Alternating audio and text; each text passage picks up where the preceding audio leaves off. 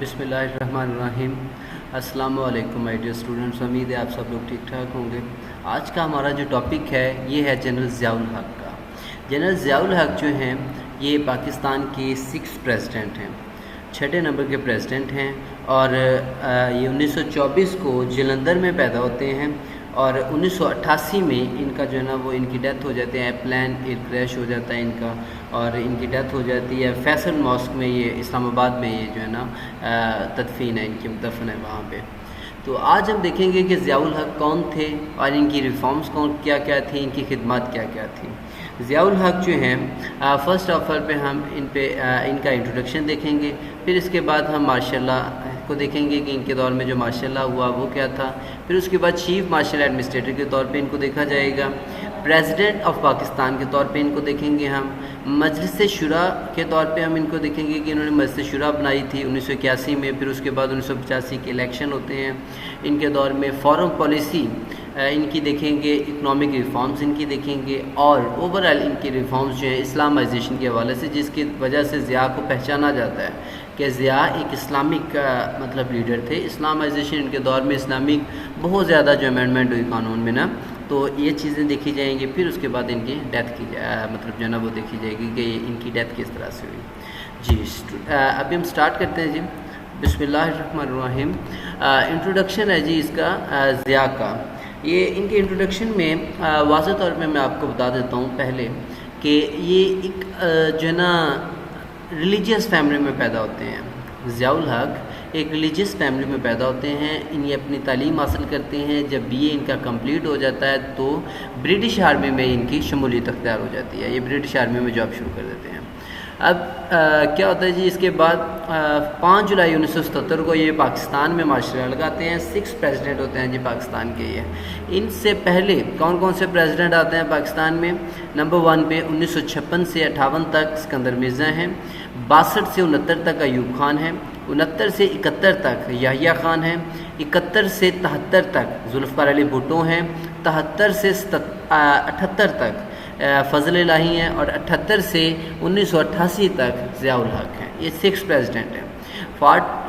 یہ مطلب جنگ عظیم دوم جو ہیں اس میں بھی ان کی شمولیت ہوتی ہے، وہاں پہ بھی یہ لڑتے ہیں برٹش کی طرف سے۔ 1965 میں بھی یہ پاکستان کی طرف انڈیا سے لڑتے ہیں، ملٹری ٹریننگ مشن جارڈن میں بھیجا جاتا ہے جی ایک نا، جو کنگ حسین ہوتا ہے اس کے دور میں عوام بغاوت کر دیتی ہے، تو وہاں پہ پاکستان کی طرف سے ایک دستہ بھیجا جاتا ہے حکومت کی مدد کے لیے، تو جو اس کو دستے کو لیڈ کر رہے ہوتے ہیں یہ ضیاء الحق ہوتے ہیں، وہاں سے سکسیڈ ہو کے مطلب کامیاب ہو کے جو ہے نا یہ واپس آتے ہیں، تو یہ بڑا ایک اچھا امپیکٹ پڑ جاتا ہے۔ پھر اس کے بعد رول ہوتا ہے جی ان کا سوویت افغان وار میں۔ سوویت افغان وار جو ہے اس میں بہت زیادہ ان کو مطلب یہ دیکھا جاتا ہے کہ یہ کب مطلب فرسٹ آف آل میں آپ کو سوویت افغان وار کے بارے میں بتاؤں گا کہ یہ سوویت افغان وار تھی، یہ دسمبر 25 1979 کو شروع ہوتی ہے اور فیبرری 15 1999 کو ختم ہوتی ہے۔ 25 دسمبر 1979 کو یہ شروع ہوتی ہے اور فیبرری 15 1989 کو یہ ختم ہوتی ہے، سوویت افغان وار۔ اب اس افغان وار میں ان کا افغانستان کی طرف بہت زیادہ جھکاؤ ہوتا ہے، یہ رشیا کے خلاف ہوتے ہیں، سوویت رشیا کے بہت زیادہ خلاف ہوتے ہیں، کیونکہ افغانستان کا ساتھ دیتے ہیں یہ خلاف کیوں ہوتے ہیں؟ کیونکہ رشیا مطلب یہ دیکھتے ہیں کہ رشیا افغانستان تک آ گیا، اب یہ کہہ رہے ہوتے ہیں جی کہ اگر رشیا افغانستان تک آ گیا تو یہ پاکستان میں بھی آ جائے گا۔ پاکستان میں کون سے علاقے میں آئے گا؟ بلوچستان میں۔ اگر بلوچستان میں آنے کی وجہ کیا تھی اس کی؟ بلوچستان میں آنے کی وجہ یہ تھی کہ گلف واٹر ہے وہاں پہ نا، گلف جو سمندر ہے وہاں تک پہنچنا، پھر اس کے بعد ساری دنیا میں اس کی تجارت شروع ہو جانی تھی، اس لیے پاکستان تک روکنے سے پہلے، ان کو پاکستان آنے سے روکنے کے لیے انہوں نے سوویت افغان وار میں بڑا اہم کردار ادا کیا اپنا۔ اسلامائزیشن ان کی بہت زیادہ اہم ہے جی، انہوں نے اسلامک ریفارمز مطلب بہت زیادہ کروائی، جس کی وجہ سے کئی لوگ ان کو لائک کرتے ہیں، کئی لوگ ان کو ناپسند کرتے ہیں، یہ مطلب ہر بندے کی اپنی اپنی سوچ ہے۔ 1984 کا ریفرینڈم ان کے دور میں ہوتا ہے، 8th امینڈمنٹ یہ کرواتے ہیں جی۔ پھر اس کے بعد جنیوا ایکٹ ان کے دور میں ہو جاتا ہے جی۔ جنیوا ایکٹ کیا تھا جی؟ نمبر 1 پہ 4 اپریل 1988 کو یہ جنیوا ایکٹ ہوا۔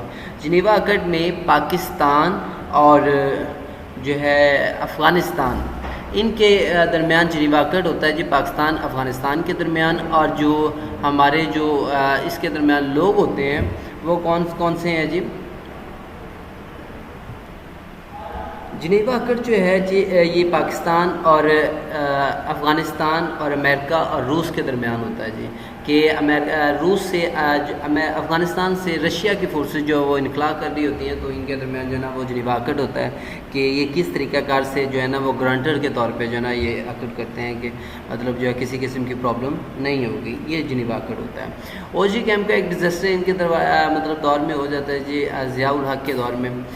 جنیجو جو ہیں اس وقت وزیر اعظم ہوتے ہیں، جس کی وجہ سے جو محمد خان جنیجو جو ہیں ان کو ڈسمس بھی کر دیا جاتا ہے۔ ایک اوجری کیمپ ہوتا ہے، ایک جنیوا ایکٹ ہوتا ہے۔ اوجری کیمپ کیا ہے جی کہ وزیر اعظم جنیجو ہیں، اور اوجری کیمپ یہ ہے کہ 1988 میں راول پنڈی میں ملٹری اٹامک پروگرام کو مطلب ملٹری اٹامک ویپنز پڑے ہوتے ہیں جی ایک جگہ پہ، وہاں پہ آگ لگ جاتی ہے۔ جب آگ لگتی ہے تو ہر طرف تباہی مچ جاتی ہے، کئی لوگ جان سے چلے جاتے ہیں، کئی لوگوں کی زندگیاں جان سے چلی جاتی ہیں، ختم ہو جاتے ہیں کئی لوگ نا۔ تو کیا ہوتا ہے جی کہ جو ضیاء ہیں وہ اس وجہ سے جنیجو گورنمنٹ کو ڈسمس کر دیا جاتا ہے۔ دو ایونٹ ہیں، جنیوا ایکٹ اور اوجری کیمپ ڈیزاسٹر۔ جنیوا ایکٹ کب ہوتا ہے؟ جنیوا ایکٹ ہوتا ہے جی 4 اپریل 1988 کو۔ اوجری کیمپ کب ہوتا ہے جی؟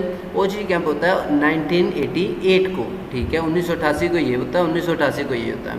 اب یہ دونوں ایونٹس مطلب جب جنیجو کو ڈسمس کرتے ہیں تب اس کے بعد یہ کہتا ہے جی کہ ابھی ملک میں دوبارہ سے الیکشن ہوں گے، لیکن الیکشن ہونے کے باوجود مطلب کیا ہوتا ہے جی کہ الیکشن ہونے ہوتے ہیں کہ یہ بہاولپور میں جو نا وہ ایک وہ پلین دیکھنے کے لیے جاتے ہیں جی کوئی مطلب وہ منصوبہ وغیرہ، تو واپسی پہ اسلام آباد کے لیے نکلتے ہیں جہاز میں، تو ان کا رستے میں پلین جو ہے وہ ایئر کریش ہو جاتا ہے، اور 17 اگست 1988 کو ان کی ڈیتھ ہو جاتی ہے۔ اسی وقت ان کے ساتھ پلین میں 31 اور بھی لوگ ہوتے ہیں جو ہائی پروفائل لوگ ہوتے ہیں، جن میں امریکہ کا ایک سفیر بھی ہوتا ہے، اور اس کے علاوہ کئی بیوروکریٹ ہوتے ہیں، یہ لوگ بھی ختم ہو جاتے ہیں، ان لوگوں کی زندگی بھی ختم ہو جاتے ہیں۔ پھر اس کے بعد ہم دیکھیں گے کہ ان کا ماشاءاللہ کیا ہے جی۔ 1 مارچ 1976 کو بھٹو میڈ ہم کمانڈر آف آرمی اسٹاف۔ ان کو بھٹو جو ہیں وہ کمانڈر بناتے ہیں، آرمی چیف بنا دیتے ہیں۔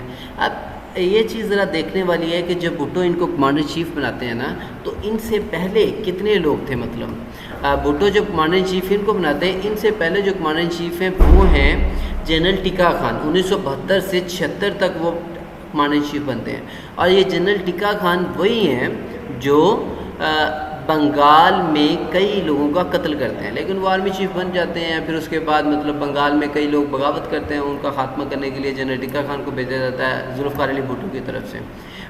پھر اس کے بعد ذوالفقار علی بھٹو جنرل ٹکا خان کو آرمی چیف بنا دیتے ہیں۔ آرمی چیف بننے کے بعد کیا ہوتا ہے جی، جنرل ٹکا خان جو ہیں 1976 میں جو ہے نا وہ ان کا مطلب عہدہ پورا ہو جاتا ہے، میعاد پوری ہو جاتی ہے۔ پھر اس کے بعد نئے آرمی چیف آتے ہیں، 5 لوگ ہوتے ہیں ضیاء سے سینئر، لیکن ذوالفقار علی بھٹو 6 نمبر پہ ضیاء ہوتے ہیں، ان کو آرمی چیف بناتے ہیں۔ کیوں بناتے ہیں؟ وجہ ہے، اس کے پیچھے وجہ یہ ہے کہ ضیاء جو ہے ان کے فرما بردار رہیں گے، کوئی کسی قسم کی کل کو جھکاؤ رکھیں گے کہ میں جونیئر تھا، مجھے جونیئر کو انہوں نے مطلب بنایا، لیکن بعد میں آپ کو پتہ ہے کہ ضیاء اور بھٹو کے درمیان کیا کلیشز ہوئے، ٹھیک ہے۔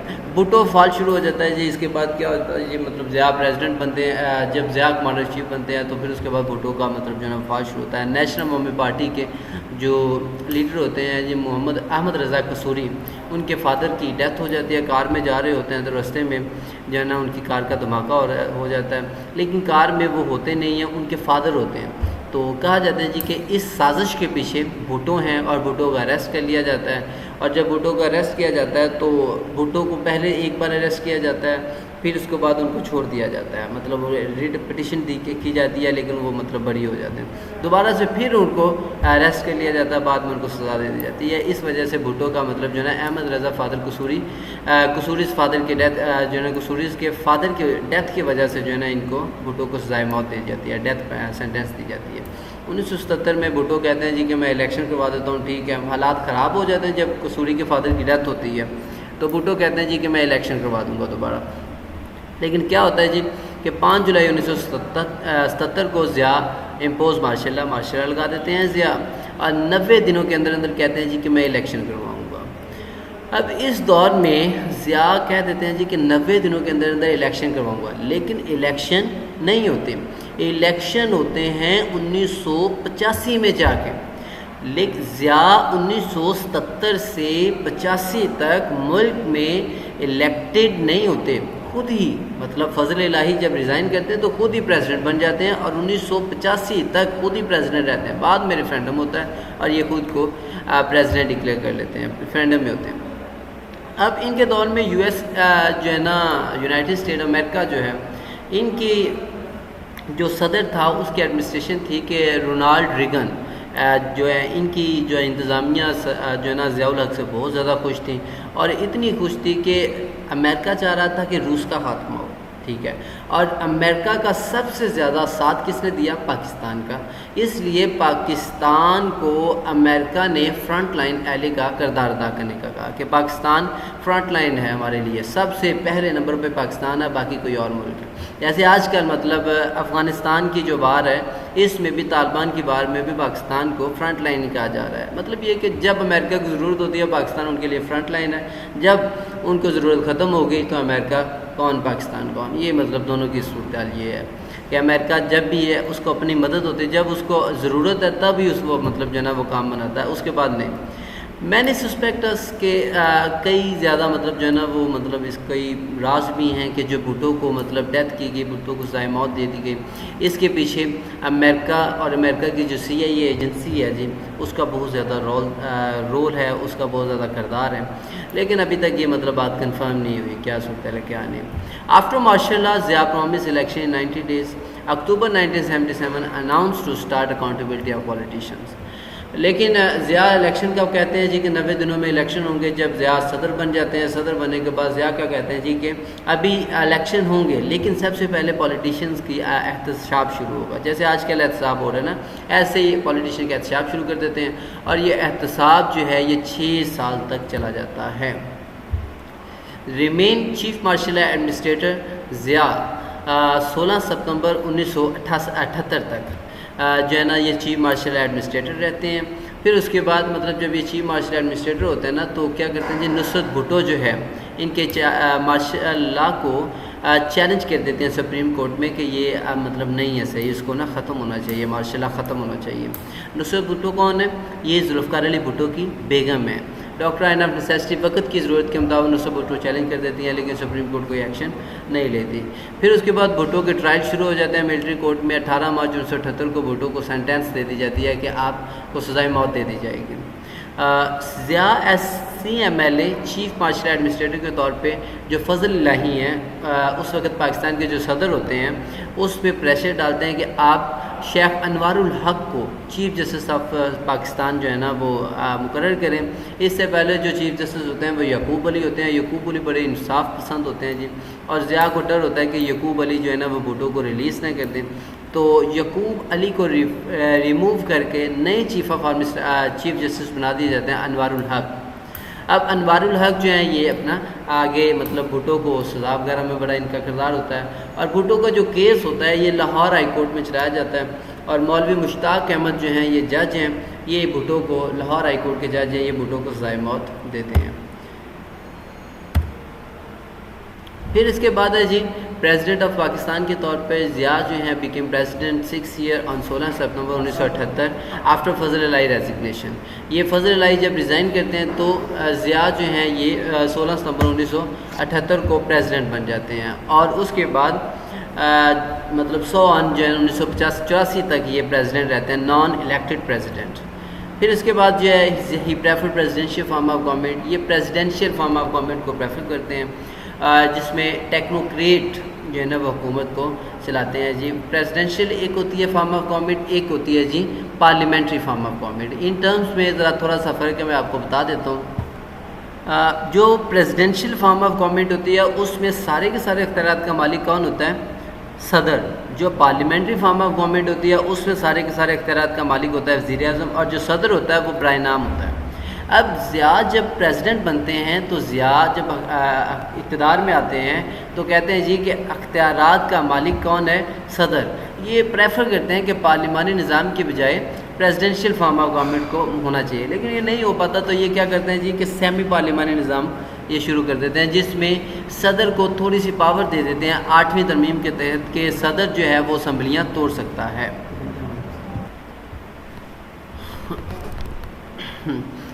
ابھی جو چیز ہے جی ہم نے یہ دیکھنی ہے جی کہ ضیاء جو ہیں مطلب کیا کرتے ہیں اوورال، مطلب ضیاء کی پالیسی کیا ہے۔ ضیاء جو ہے مطلب فرسٹ آف آل یہ پریزیڈنشیل فارم آف گورنمنٹ کو دیکھتے ہیں، یہ کہتے ہیں جی کہ ملک میں اختیارات کا مالک صدر ہونا چاہیے۔ 8ویں ترمیم کے تحت یہ صدر کو اتنا پاورفل بنا لیتے ہیں کہ صدر اسمبلیاں توڑ سکتا ہے، صدر وزیر اعظم کو ڈسمس کر سکتا ہے، صدر چیف آف آرمی اسٹاف کو اور سپریم کورٹ کے چیف جج کو جو ہے نا وہ اپوائنٹ کر سکتا ہے۔ یہ چیزیں جو ہیں وہ بہت زیادہ اہمیت کی عمل ہے کہ 8ویں ترمیم کی ہوتی ہے۔ 8ویں ترمیم کا سب سے پہلے استعمال بھی صدر ضیاء الحق ہی کرتے ہیں۔ 1981 میں یہ مجلس شورا بناتے ہیں، مجلس شورا میں یہ کنسلٹیٹو کونسل ایک تشکیل دیتے ہیں۔ مجلس شورا کیا ہوتی ہے جی؟ جو قانون ساز ادارہ ہوتا ہے، اور مجلس شورا کے سارے نمائندے جو نامینیٹ کیے جاتے ہیں یہ پریزیڈنٹ کی طرف سے 350 ممبر ہوتے ہیں شورا کے، اور یہ پریزیڈنٹ ان کو اپوائنٹ کرتا ہے۔ الیکشن ہوتے ہیں، الیکشن میں جو 350 لوگ چن لیے جاتے ہیں۔ پھر اس کے بعد جب حکومت آتی ہے تو حکومت جو ہے وہ ٹیکنوکریٹ کی آتی ہے۔ ٹیکنوکریٹ میں کون کون سے لوگ ہوتے ہیں؟ ٹیکنوکریٹ میں ہوتے ہیں جی انٹلیکچوئلس، اسکالرز، علماء، جرنلسٹ، اکانومسٹ، پروفیشنلسٹ کے سارے پڑھے لکھے لوگ ہوتے ہیں۔ یہ ٹیکنوکریٹ گورنمنٹ ہے ان کی، اور اس گورنمنٹ کی وجہ سے بہت زیادہ ان کو اہمیت کا حامل رکھا جاتا ہے، ان کو بڑا مطلب اہمیت دی جاتی ہے کہ یار یہ بڑے اچھے مطلب جو ہے نا ان کے دور میں آپ اندازہ لگائیں کہ سب سے زیادہ پاکستان کی جی ڈی پی تھی، 6.8% جی ڈی پی ہوتی ہے پاکستان کی ان کے دور میں، اور یہ دنیا میں سب سے زیادہ جی ڈی پی اس وقت تھی پاکستان کی، کیونکہ پاکستان کے پاس سارے کے سارے جو ہمارے عہدیدار تھے وہ سارے کے سارے پڑھے لکھے تھے، سارے کے سارے علماء تھے، اسکالر تھے، جرنلسٹ تھے، اکانومسٹ تھے، پروفیشنل تھے۔ اب جب اتنے پڑھے لکھے لوگ ہوں گے تو وہ پالیسیز بنائیں گے، وہ بھی سارے کے سارے، اور اس دور کو پرائیویٹائزیشن کا دور کہا جاتا ہے۔ بھٹو کا دور جو تھا وہ نیشنلائز تھا، چیزوں کو باہر سے گورنمنٹ نے اپنی تحویل میں لیا، لیکن جو ضیاء کا دور ہے یہ پرائیویٹائزیشن دور ہے۔ پرائیویٹائزیشن دور کون سا ہے جی؟ کہ جس میں چیزوں کو گورنمنٹ اپنی تحویل میں نہیں لیتی، جو چیزیں گورنمنٹ کے پاس ہیں ان کو بیچنا شروع کر دیتی ہے، پرائیویٹ کر رہی ہے ساری چیزوں کو۔ ظاہر سی بات ہے اس صورتحال میں مطلب ہماری جی ڈی پی زیادہ ہی بڑھنی تھی، لیکن تاریخ میں ذوالفقار ایوب خان کے بعد اگر کسی بندے کی جی ڈی پی زیادہ تھی تو وہ ضیاء الحق کی جی ڈی پی تھی۔ اب Zia regime reflected the idea of military bureaucratic technocracy, کہ انہوں نے ایک آئیڈیا دیا جی کہ جو حکومت ہے وہ ملٹری بیوروکریٹک ٹیکنوکریسی کے تھرو ہونی چاہیے، جو ملٹری کے لوگ ہیں وہ حکومت کریں گے سارے کا سارا نا، ان کی گورنمنٹ کا مطلب یہ طریقہ کار تھا۔ پھر اس کے بعد 1984 کا ریفرینڈم ہوتا ہے اور 1985 کے الیکشنز آ جاتے ہیں۔ 19 دسمبر 1984 میں ملک میں ریفرینڈم ہوتا ہے جس میں 95% ووٹ جو ہیں وہ ضیاء کو ملتے ہیں۔ ضیاء کا جو نعرہ ہوتا ہے الیکشن میں جو منشور ہوتا ہے وہ یہ ہوتا ہے جی کہ اگر آپ چاہتے ہیں کہ ملک میں اسلامی نظام ہو تو آپ مجھے ووٹ دیں۔ ظاہر سی بات ہے کہ 97% لوگ مسلمان ہیں، تو 97% لوگوں نے کسی نے یہ تو نہیں کہنا کہ اسلامی نظام نہ ہو، تو سارے لوگ ضیاء کو ووٹ دیتے ہیں کہ جی ہم اسلامی نظام چاہتے ہیں۔ فیبرری 1985 میں نیشن وائڈ الیکشن ہوتے ہیں جی ود نان پارٹی بیسس، کہ نان پارٹی بیسس پہ الیکشن ہوتے ہیں پوری قوم مطلب پاکستان میں۔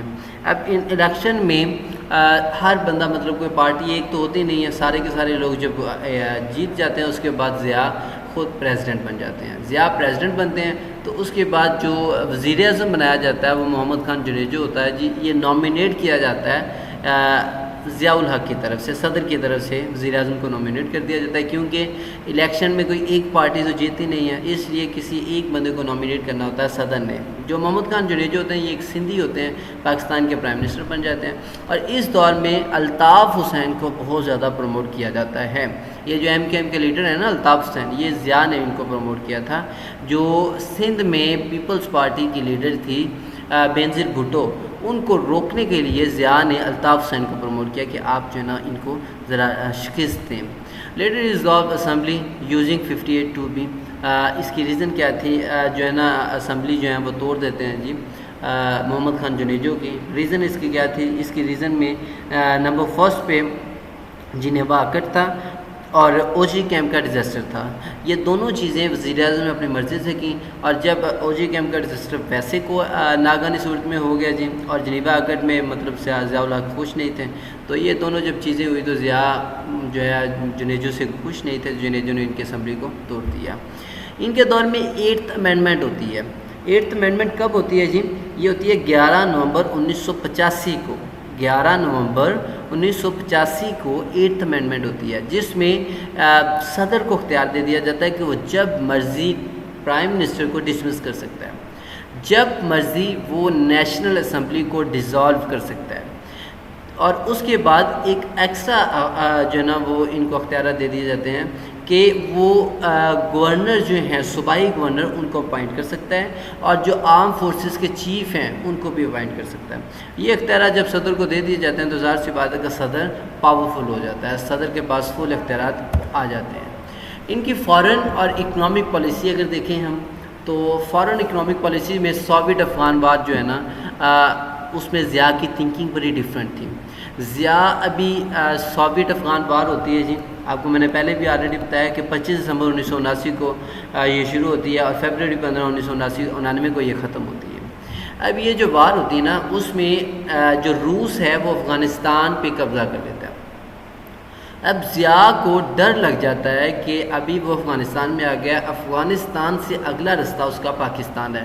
تو ضیاء اس ڈر کی وجہ سے اپنی جو پالیسی ہے ساری کی ساری روس کے خلاف کر دیتا ہے اور امریکہ کے ساتھ ہاتھ ملا لیتا ہے.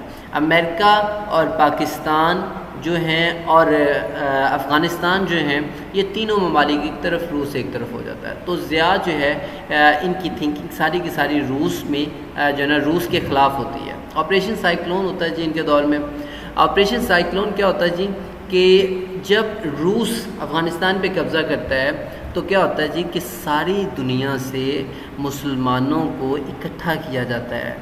جو فریڈم فائٹرز ہوتے ہیں، مجاہدین، ان کو اکٹھا کر کے پاکستان میں ٹریننگ دے دی جاتی ہے، اور ٹریننگ کے ساتھ ساتھ ان کو پیسہ، ہتھیار چلانا سکھائے جاتے ہیں. اور اس حوالے سے جتنا پیسہ دیا جاتا ہے وہ امریکہ دیتا ہے. تقریباً پر ایئر میں 630 ملین ڈالر جو ہیں وہ سالانہ 1987 میں مطلب ان کو دیے گئے کہ ساری دنیا سے لوگ آئیں، اور اس کے بعد ان کو پناہ دے دی گئی پاکستان کی. یہاں پہ ان کو ٹرین کیا گیا. جب وہ ٹرین ہو گئے تب ان کو روس میں بھیج دیا گیا کہ یہاں پہ جا کے آپ اپنا بمبنگ کریں.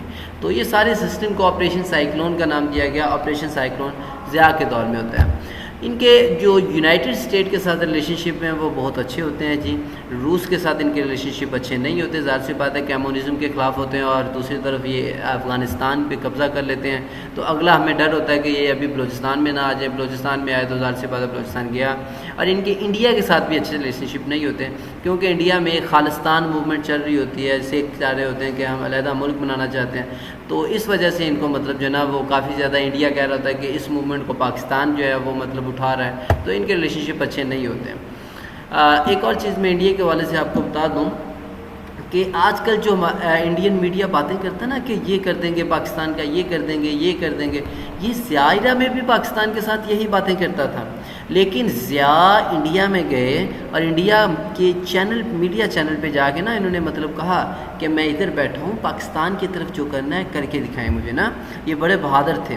ضیاء اپنے دور میں بڑے بہادر تھے. انڈیا کی آنکھوں میں آنکھیں ڈال کے بات کرتے تھے، کسی بھی بندے کے ساتھ آنکھوں میں آنکھیں ڈال کے کہ ہم کسی سے لے کے نہیں کھاتے، جو کرنا کر کے دکھاؤ. بڑے پاورفل بندے تھے یہ.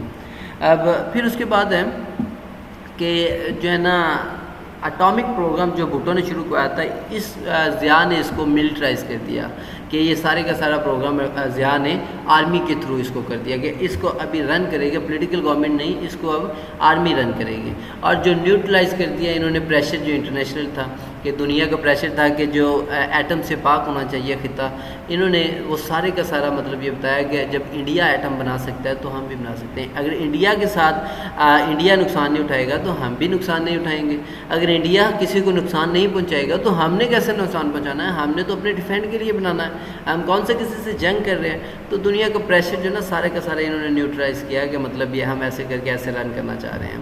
اور دوسری طرف کیا ان کا بڑا اہم کارنامہ ہے کہ انہوں نے جو ہتھیار تھے نیوکلیر پالیفریشن جو تھی نا، یہ ایران کو، نارتھ کوریا اور چائنا کو بھی دی. ٹھیک ہے، اس کا فائدہ کیا ہوا کہ دنیا کا دھیان ایران، نارتھ کوریا، چائنا کی طرف ہو گیا، تو ضیاء بیک سائڈ پہ نا اپنا جو ہے نا نیوٹرل پروگرام جو ہے وہ مطلب اٹامک پروگرام جو ہے وہ شروع کیے رکھے انہوں نے، مطلب ان پہ کوئی پابندیاں بھی ختم ہو کے تھوڑا سا ریلیکس ہو کے وہ کام کرتے رہے۔ ریگن ایڈمنسٹریشن جو تھی، رونالڈ ریگن، ان کے دور میں جو پاکستان کی جو ہے نا وہ ایڈ تھی وہ $1 بلین تک جو ہے نا انکریز ہو گئی۔ پاکستان کو بہت زیادہ ایڈ ان کے دور میں دی گئی ریگن ایڈمنسٹریشن کے دور میں، کیونکہ پاکستان اور آپریشن سائیکلون مین چیز تھی کہ آپریشن سائیکلون کے تحت لوگوں کو مطلب تیار کیا جاتا تھا، بعد میں ان کو روس میں بھیجا جاتا تھا، وہ چلتے پھرتے ایٹم بم بن گئے تھے، تو اس سارے پیسے کے لیے، اس سارے کام کے لیے پیسہ دیا جاتا تھا، ایڈ دی جاتی تھی، اور وہ ایڈ $1 بلین تک پہنچ گئی تھی ضیاء کے ایرا میں ریگن ایڈمنسٹریشن کے دور میں۔ اکنامک پالیسی جو تھی وہ ہماری ساری کی ساری ٹیکنوکریٹ رن کر رہے تھے، اور اس دور میں ہمارا جو گروتھ ریٹ تھا وہ 6.8% تھا، اور یہ 6.8% اس وقت دنیا میں سب سے زیادہ تھا، ہائیسٹ ان دا ورلڈ تھا، کہ دنیا میں اور کسی ملک میں 6.8% گروتھ ریٹ نہیں تھا۔ پاکستان میں ایوب خان کے بعد ضیاء الحق کے دور میں سب سے زیادہ گروتھ ریٹ ہوا ہے جی 6.8%، اور ضیاء الحق کا جو ایرا ہے یہ سارے کا سارا پرائیویٹائزیشن کا دور بھی تھا کہ چیزوں کو پرائیویٹائز کیا گیا، پیسے خزانے میں آتے گئے اور خزانے کی جو ہے وہ گروتھ ریٹ بڑھتا گیا، لیکن یہ وقتی تھا۔ جو ضیاء الحق ذوالفقار علی بھٹو کا ایرا تھا، اس میں چیزوں کو نیشنلائز کیا گیا، چیزیں گورنمنٹ نے اپنی تحویل میں لی باہر سے چیزیں، لیکن ضیاء کی ایرا میں چیزیں گورنمنٹ نے بیچنا شروع کر دی، چیزوں کو بیچنا شروع کر دیا، یہ ایک مطلب ایک علیحدہ سسٹم ہے۔ پھر اس کے بعد ہے انٹرسٹ فری اکنامک سائیکل ہے جی، کہ چیزوں لوگوں کو جو ہے نا سود کے بغیر قرضے دیے گئے بہت زیادہ لوگوں کو، اور پاکستان میں پھر 3.2 billion from out side worker کے جو ہمارے پاکستان میں مطلب سب سے زیادہ پیسہ آتا تھا وہ اوورسیز پاکستانیوں کی وجہ سے آتا تھا۔ ضیاء کی اسلامائزیشن ہے جی، اس کو ہم دیکھیں گے کہ ضیاء کی اسلامائزیشن میں کیا چیز ہے جی، حدود آرڈیننس ہے جی، 1979 میں کیا گیا حدود آرڈیننس، کہ اگر کوئی بندہ چوری کرتا ہے تو اس کا رائٹ ہینڈ کٹ کیا جائے گا، اگر کوئی بندہ رابری کرتا ہے، چوری ہوتا ہے جی کہ مطلب آپ چوری چھپے چوری کرتے ہو، رابری ہوتا ہے جی سر عام چوری کرتے ہو، ڈکیتی کرتے ہو آپ، اگر کوئی ڈکیتی کرے گا تو اس کا رائٹ ہینڈ بھی کٹ کیا جائے گا، لیفٹ فٹ بھی کٹ کیا جائے گا، یہ سزا دی گئی۔ اگر کوئی بندہ زنا کرتا ہے تو اس کو 100 کوڑے مارے جائیں گے اگر تو وہ کنوارا ہے، اور اگر وہ شادی شدہ ہے تو اس کو اتنا مارا جائے گا کہ وہ مر جائے۔ پھر اس کے بعد ہے جو پروہیبیشن آرڈر ہے شراب کے والے سے، کہ بندہ شراب پیتا ہے تو اس کو 6 مہینے کی سزا دی جائے گی، 5000 روپے جرمانہ ہوگا۔ بعد میں کہا گیا جی تھوڑی سی ایک اور شیک کر دی گئی کہ 80 کوڑے بھی مارے جائیں گے، اور یہ نان مسلم تھے ان کو کوئی پابندی نہیں تھی، ان کو کہا گیا کہ آپ پرمٹ بنائیں، پرمٹ آپ مطلب پیتے رہیں، آپ کو مطلب کوئی بھی ایشو نہیں۔ شریعت کورٹ ان کے شریعہ بینچ جو شریعہ کورٹ ان کے دور میں مطلب وہ بنائی گئی، جس کے مطابق کہا گیا کہ جو جج ہیں یہ فیصلے کریں گے قرآن اور سنت کے مطابق۔ 1980 میں جو ہے نا یہ شریعہ کورٹ جو تھی یہ فیڈرل شریعت کورٹ کے نام سے تشکیل دے دی گئی، اس کو چینج کر دیا گیا۔